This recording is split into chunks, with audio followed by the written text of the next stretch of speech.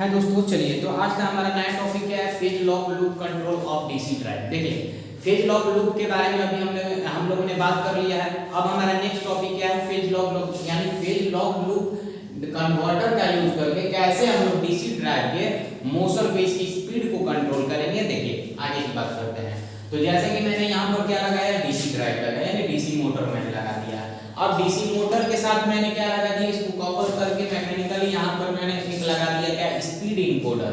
अब ये speed encoder क्या करेगा, तो जब आपका ये मोटर रोटेट करेगा तो इसकी मैकेनिकल स्पीड को किस में चेंज कर देगा, डिजिटल पल्सेस में चेंज कर देगा।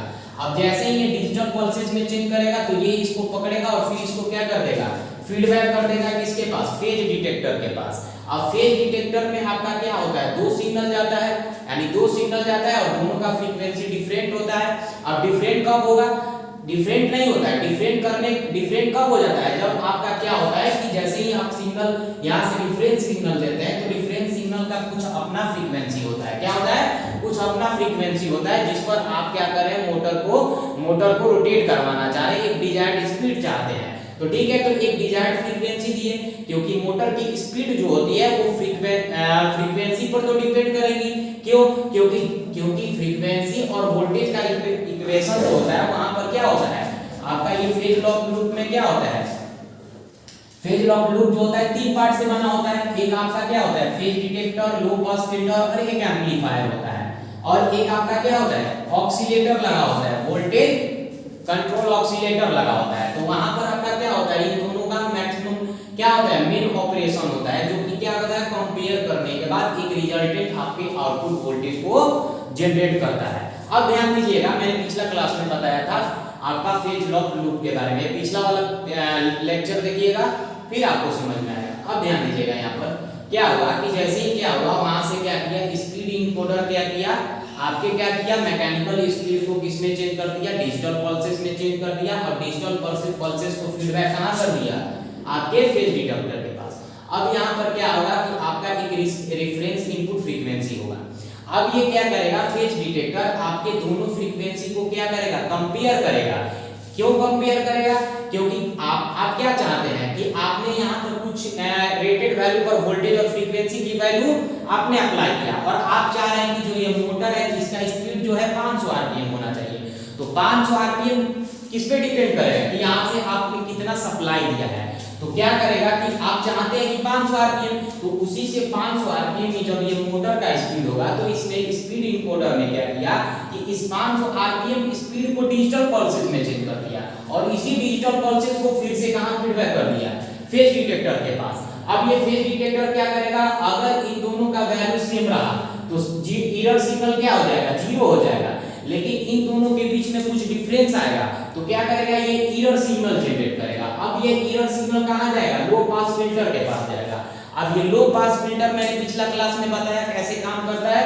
तो ये क्या करता है कि हाई फ्रीक्वेंसी नॉइस लेवल को क्या कर देता है, सप्रेस कर देता है, उसको रिमूव कर देता है। अब क्या किया, जहां से आपका एरर सिग्नल आया तो एरर सिग्नल जो आया उसका जो फ्रीक्वेंसी था उसमें से क्या किया, उसने हाई फ्रीक्वेंसी लेवल यानी नॉइस को क्या कर दिया, उसमें से रिमूव कर दिया। रिमूव करने के बाद फिर से यहां पर क्या कर दिया, फीडबैक कर दिया एम्पलीफायर के पास।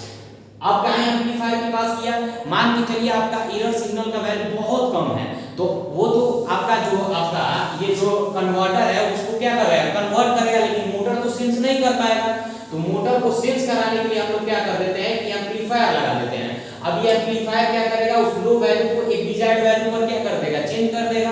अब जैसे ही चेंज करेगा तो फिर यहाँ पर क्या आया, एसी वोल्टेज आया, कुछ फ्रीक्वेंसी के साथ आया।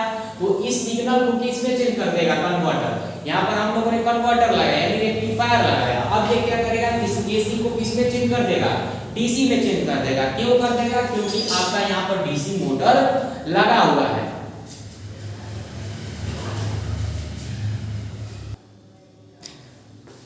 हाँ देखिए कहां थे हम लोग, अच्छा यहाँ पर थे, देखिएगा। अब मैंने क्या बोला कि ये क्या किया, इसने इसको फीडबैक किया, ठीक है, एम्पलीफायर के पास आया, कन्वर्टर क्या किया, एसी सिग्नल को इसमें डीसी में चेंज किया। अब डीसी जो है आपका डीसी मोटर के पास पहुंचा, डीसी मोटर के पास पहुंचने के बाद यहाँ से करंट फ्लो होगा, करंट फ्लो होगा तो इसमें फ्लक्स जनरेट होगा।